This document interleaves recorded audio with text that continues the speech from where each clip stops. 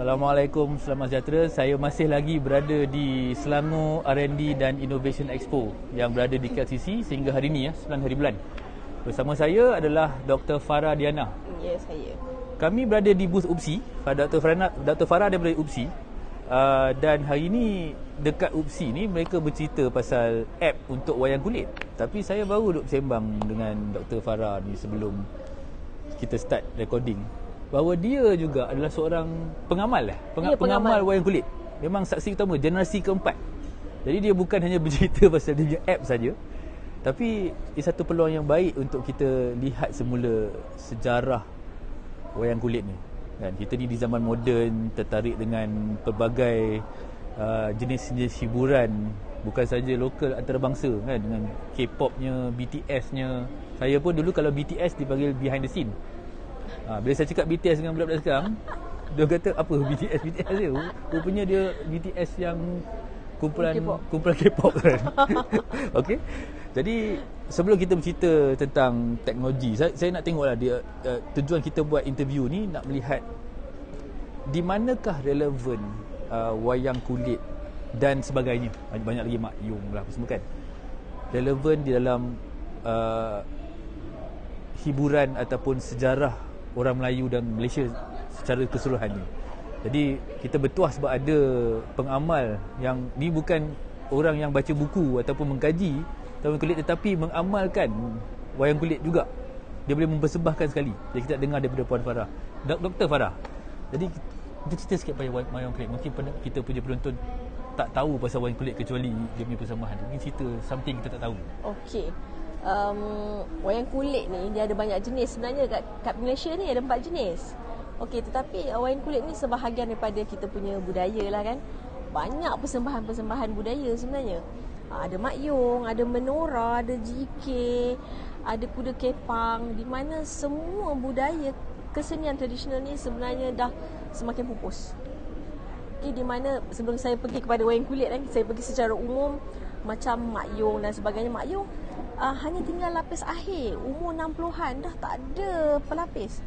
Yang bawah tak ada dah Bawah tak Apprentice ada. tak ada dah. Ada 2 orang sahaja. Kalau 2 orang nak perform macam mana kan? Itu contoh Mak Yung. Menora pun macam tu.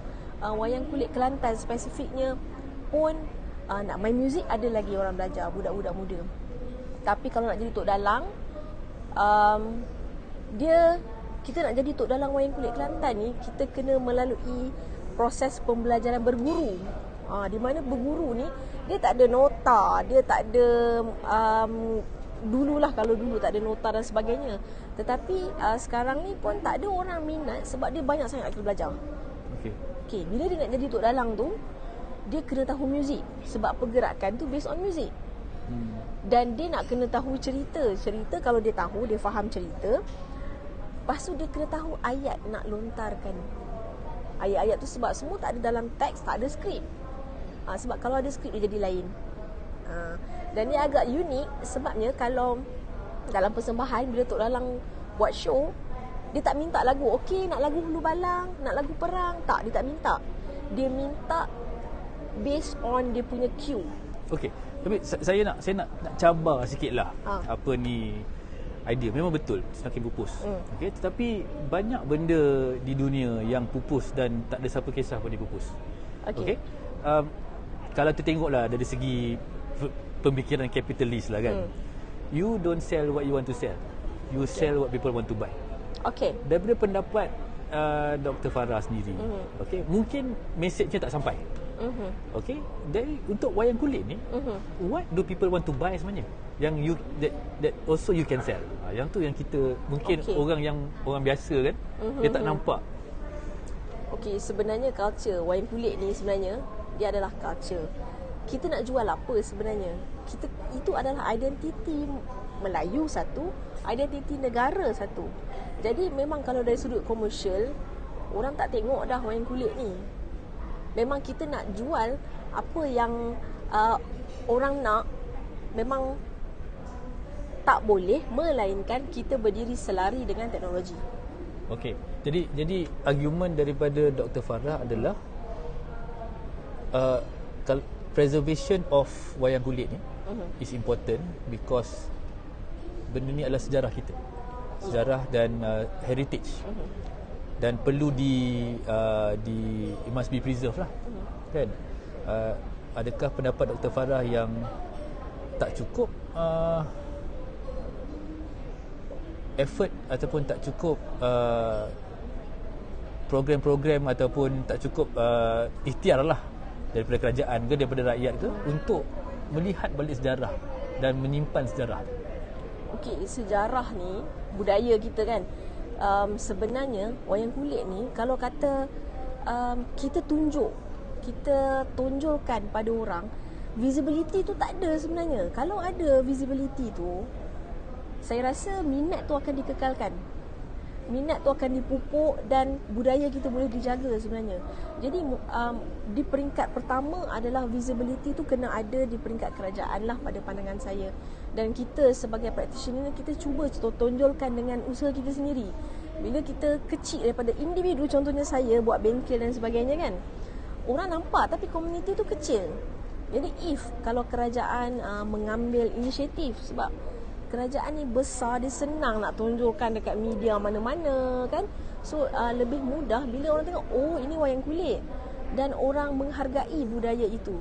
Saya tak nak bila orang cakap wayang kulit ni, oh takut. Ramai macam tu, takut wayang kulit. Kenapa nak takut kan? Benda ni hanya patung dan hanya satu persembahan yang tradisi yang perlu kita jaga.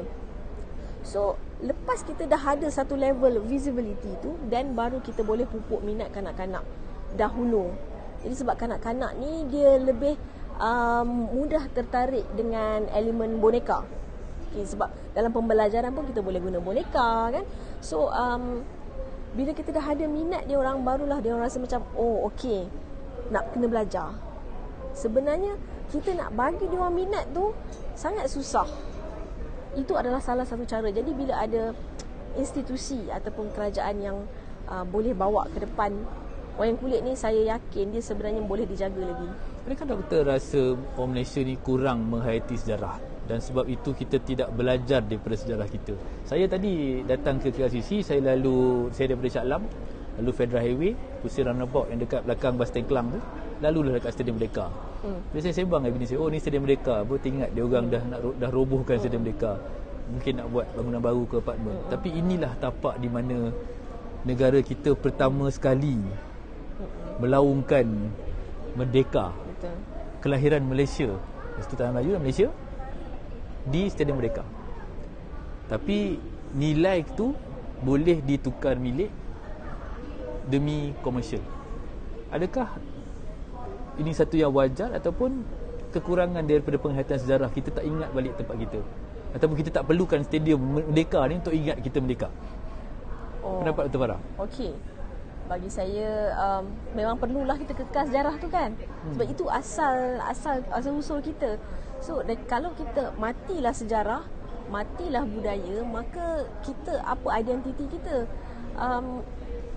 Kita melihat orang berdasarkan daripada sejarah dia. So daripada sejarah itu terhasilnya satu peribadi ataupun identiti. Oh, ini orang Malaysia.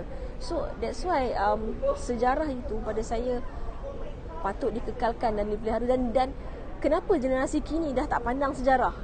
Sebab kita yang tak dedahkan. Tuan-tuan, saya amat gembira sebab perbincangan ni mula dengan wayang kulit. Tapi sekarang wayang kulit telah ada satu fungsi lebih besar lagi, iaitu menjadi salah satu babak ataupun salah satu elemen dalam sejarah kita sebagai orang Melayu dan juga sebagai rakyat Malaysia. Dan dengan identiti tu, bila kita ada identiti, kita ingat apa yang berlaku di zaman lampau ataupun cara-cara kita menghiburkan diri zaman dulu, mengingatkan kita untuk mengambil ikhtiar benda ni supaya kita lebih maju ke hadapan. Jadi di situlah relevansnya sejarah. Dan sejarah ni secara broad bila kita spesifik, hari ni mungkin kita cakap pasal wayang kulit, mungkin besok saya cakap pasal Mahayum, mungkin besok saya cakap pasal Formosa kan, ataupun sejarah Inggeris. Tapi semua elemen-elemen ni bila kita gabungkan, bagi saya mengingatkan kita. Dan bila kita lupakan benda tu, bila kita lupakan perkara yang dipelajari selama ini. Kalau tengok baru-baru ni kemangkatan Queen Elizabeth. Tengok di BBC. Saya just tengok dekat YouTube apa yang BBC cover. Dia bercerita tentang sejarah. Bukan hanya sejarah Queen Elizabeth tetapi sejarah monarki.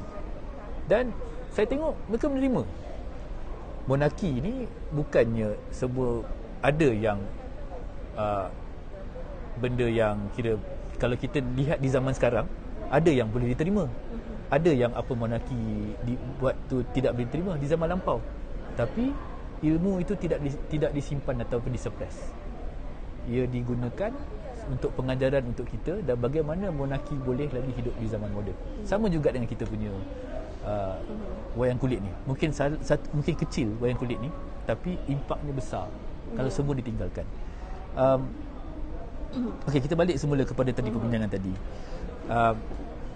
Kita dah cakap yang penting untuk kita menyimpan sejarah, memperingati sejarah, memperingati budaya kita. Tadi Dr. Farah ada juga sebut yang kekurangan platform. That means orang yang berminat tu dah tak ada. Adakah itu kuncinya bagi Dr. Farah? Kuncinya. That means kita untuk menyebarkan tentang wayang kulit itu platform untuk memastikan semua orang dapat tengok. Okey. So bila kita kata dah makin pupus kan, jadi of course macam mana kita nak buat, macam kita nak train orang untuk lebih minat dan untuk mempelajari dan terus melestarikan wayang kulit kan. Sebab dalam wayang kulit ni bukan dia hanya hiburan sahaja. Dia tonjolkan adab-adab nak bertutur dengan raja, adab nak bertutur dengan orang tua. Actually benda tu ada di sebaliknya yang menampilkan itu kita punya budaya. That's why saya rasa penting sangat untuk kita preserve, untuk kita lestarikan wayang kulit ni. Nak tak nak, macam mana pun kita kena bergerak selari dengan teknologi.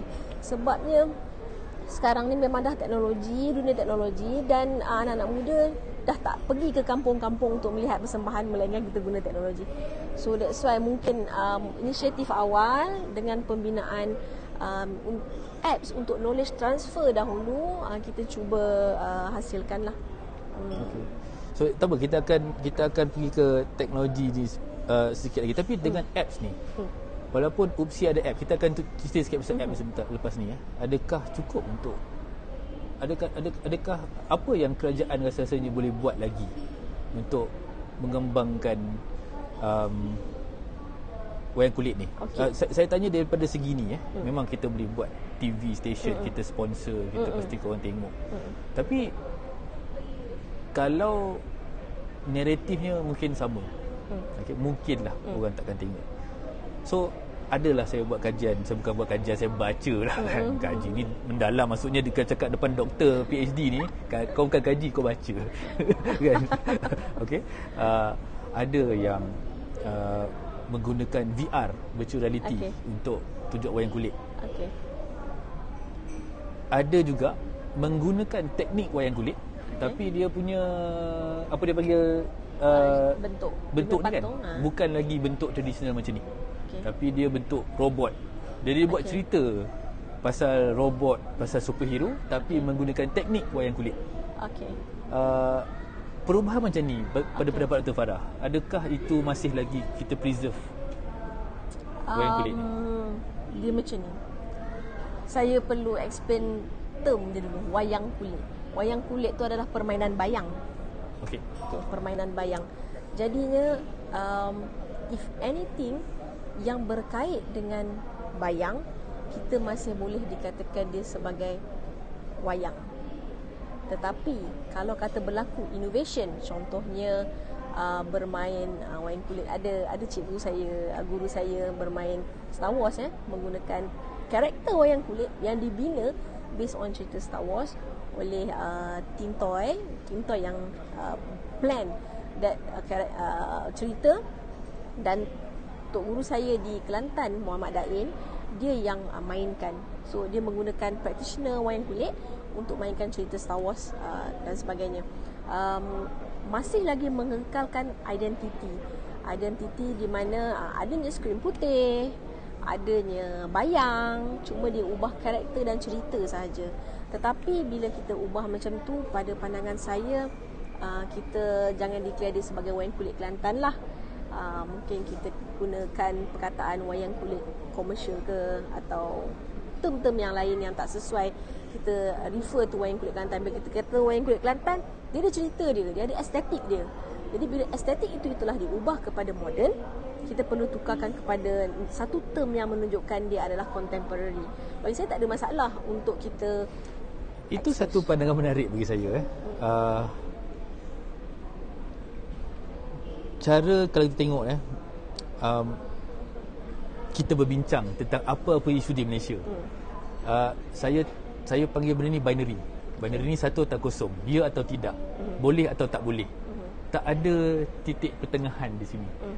Terutamanya bila kita bincang pasal sesuatu yang tradisional yang diubah untuk dapat diterima oleh masyarakat sekarang. Saya bagi contoh kalau saya ni minat masak jugalah. Saya suka tengok cerita-cerita masak. Saya tengok di Italy. Kalau cerita macam pasta ni mesti dimasak dengan cara tradisional. Patah pun salah. Kan? Tapi bila doktor cakap macam tu, okey, dia pasta yang lain bukan tak ikut tradisional, mungkin bukan pasta Itali. Tapi pasta tetap pasta. Yes. Di situ ada satu titik temu di situ. Okey, wayang kulit adalah teknik.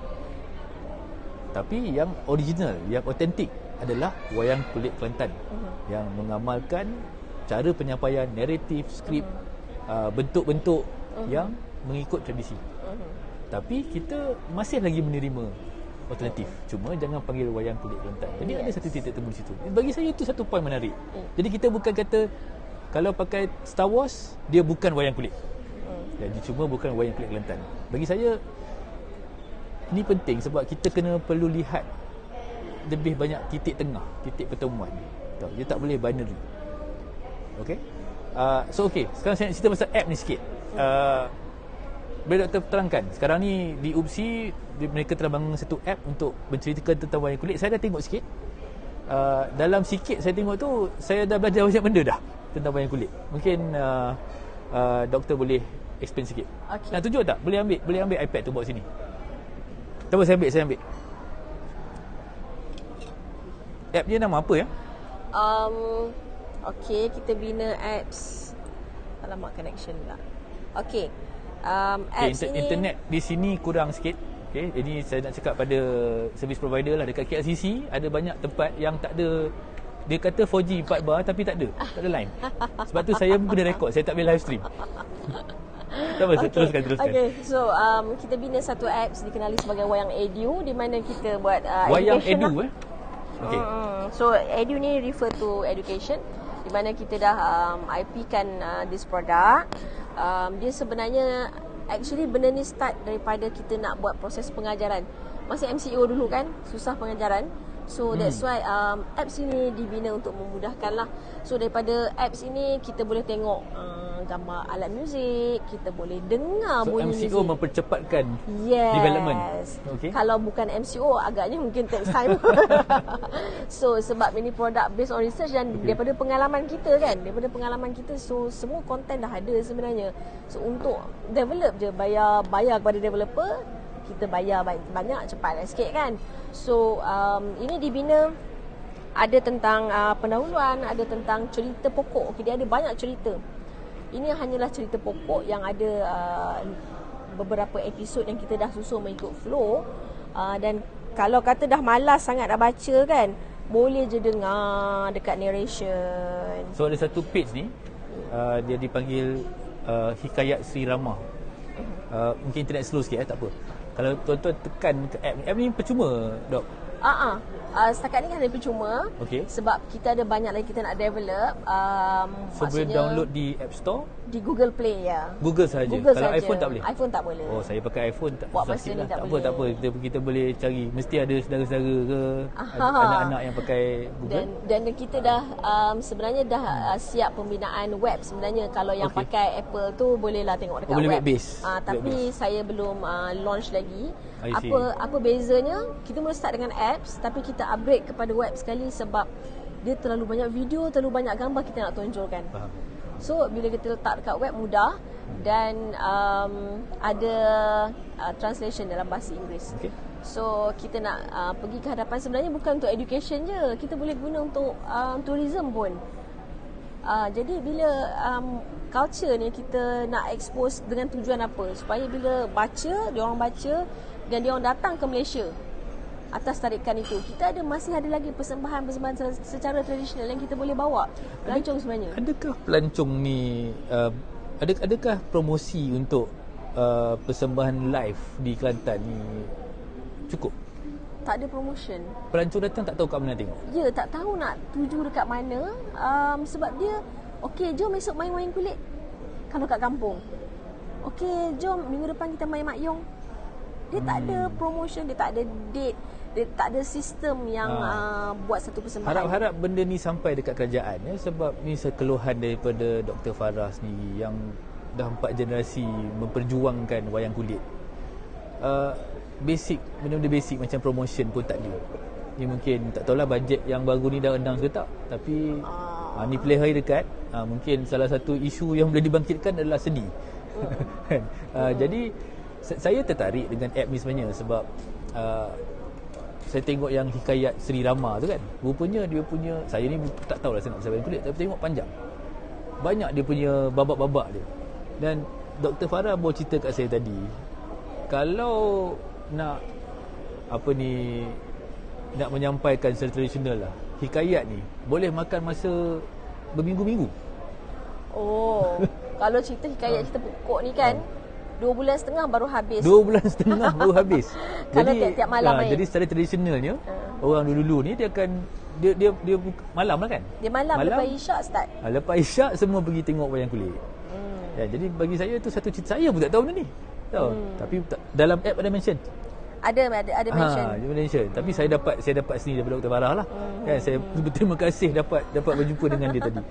Jadi app dia simple. Okey, tetapi information tu semua ada. Itu bagi saya yang penting sebenarnya. Okey, tuan-tuan jangan terlalu tunggu app tu nampak terlalu wow sini sana baru nak buka. Ilmu sekarang terutama ilmu sejarah tentang wayang kulit dah ada di internet, dah ada menggunakan app dan mendalam. Jadi inilah masa untuk kita kaji, untuk kita baca, kita fahamkan. Jadi kita bukan saja nak tahu apa itu wayang kulit, tapi bagaimana wayang kulit ni mempunyai impak kepada sejarah kita sebagai orang Melayu dan orang Malaysia. Okey, kata-kata akhir daripada Dok, nak bercakap pasal app ke bercakap pasal wayang kulit, apa harapan di masa depan? Harapan saya, kalau dalam apps ni pun kita belum complete lagi kan. Contoh patung kita ada 4 je contoh lagi. Banyak lagi kan? Banyak lagi 100 lebih untuk satu kumpulan. Kumpulan lain pun ada lagi dia punya karakter dia sendiri. So saya rasa estetik setiap kumpulan itu perlu kita jaga. Dia macam kumpulan ni ada dia punya style, kumpulan kedua ada dia punya style. So kita ada kepelbagaian sebenarnya dalam budaya kita. Saya nak tanya satu lah soalan, saya baru teringat. Banyak tak pengkaji akademik yang mengkaji wayang kulit ni, yang menulis macam saya assume Dok memang buat PhD paper pasal wayang kulit. Ramai tak yang buat pasal wayang kulit ni? Pasal wayang kulit, kalau dari di peringkat degree mungkin banyaklah student-student pergi.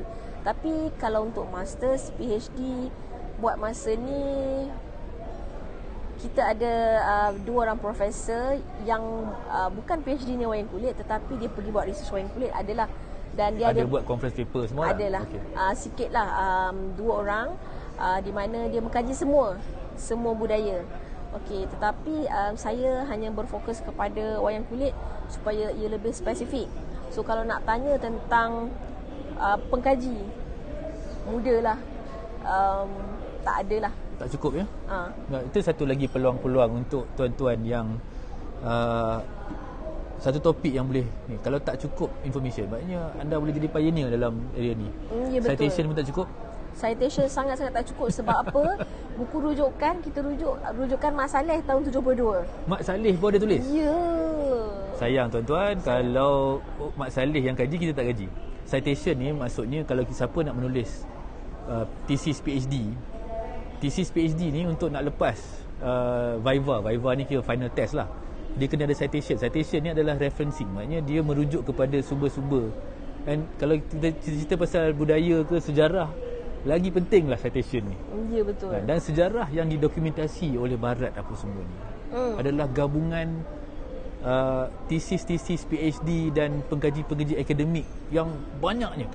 Dan sebab itu mereka tahu pasal sejarah mereka. Ya. Doktor setuju kat Malaysia memang tak cukup? Ya, sangat tak cukup. Dan lagi satu, pengkaji satu hal. Satu lagi, documentation. Documentation yang paling asas tak ada. Maksudnya pergi record persembahan yang cerita pokok tadi ni pun kita tak ada rakaman.